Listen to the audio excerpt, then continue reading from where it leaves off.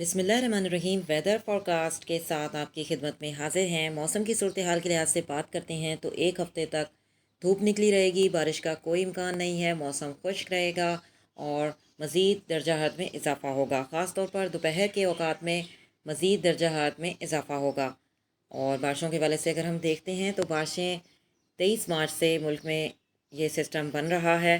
23 سے 30 مارچ کے درمیان میں خیبر پختونخوا کے بلائی علاقے اور کشمیر کے چند مقامات پر بارشیں ہوں گی۔ کہیں تیز بارش ہوگی، کہیں ہلکی بارش ہوگی، طوفانی بارش ہو سکتی ہے کچھ مقامات پر، اور جکڑ چلیں گے، آندھی کے ساتھ بارش آئے گی، کہیں تیز بارش تو کہیں ہلکی بارش، اور درجہ حرارت میں آہستہ آہستہ تھوڑی کمی آتی جائے گی۔ اور یہ بارشیں جو کہ ہوں گی یہ خیبر پختونخوا کے بلائی علاقے اور کشمیر کے مقامات پر، اور 23 مارچ سے 30 مارچ کے درمیان میں ہوں گی۔ اس کے علاوہ جو نیو سسٹم بنیں گے وہ اپریل کے فرسٹ ویک میں بنیں گے۔